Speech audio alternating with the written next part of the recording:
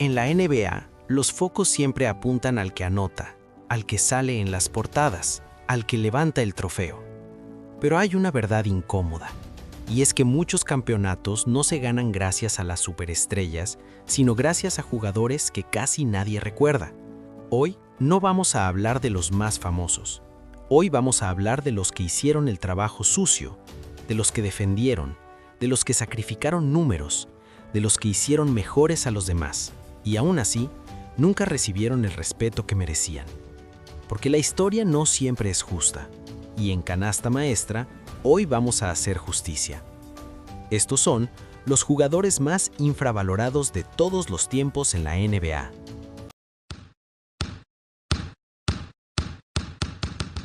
Cuando piensas en Dennis Rodman, piensas en el pelo de colores, en los tatuajes, en las locuras, pero casi nadie piensa en lo que realmente fue. Uno de los jugadores más inteligentes que ha pisado una cancha de baloncesto. Rodman no jugaba para anotar. Rodman jugaba para arruinarle la noche al mejor jugador rival. Estudiaba a cada tirador, memorizaba cómo rebotaban sus tiros y se adelantaba a la jugada antes de que ocurriera. No saltaba más alto, pensaba más rápido. Fue 2 veces defensor del año, 7 veces líder en rebotes y pieza clave en 5 campeonatos de la NBA. En Detroit fue parte del equipo más físico de la historia. En Chicago fue el equilibrio perfecto para Jordan y Pippen.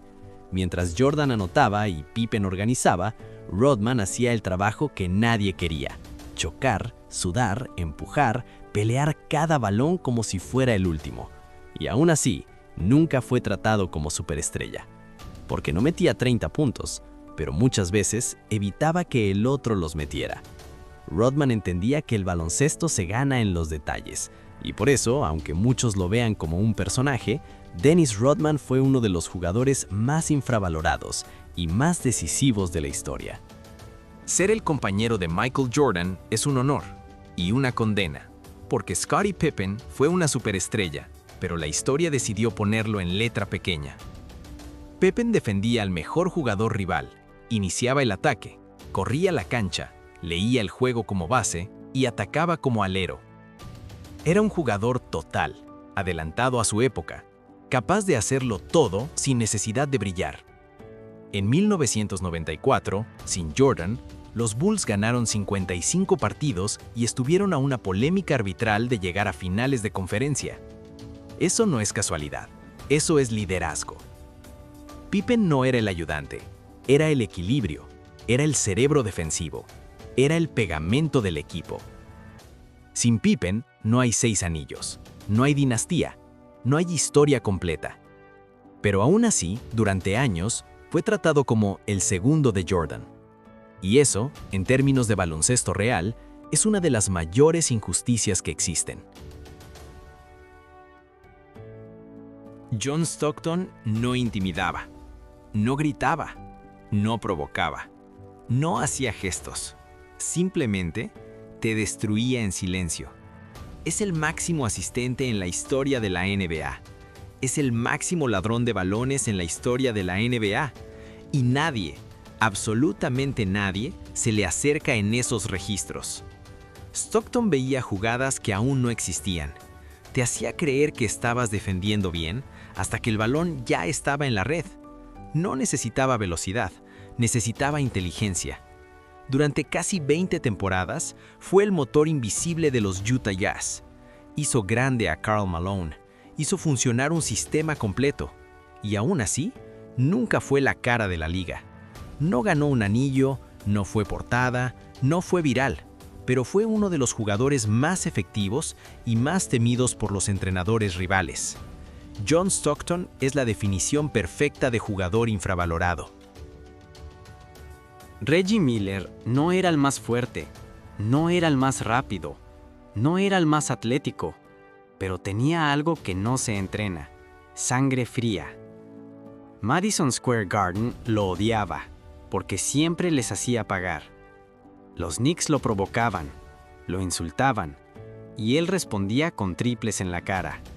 8 puntos en 9 segundos, tiros imposibles, partidos decididos en silencio. Reggie no jugaba para gustar, jugaba para ganar. Nunca fue MVP, nunca fue la cara de la NBA, pero en los momentos grandes era gigante.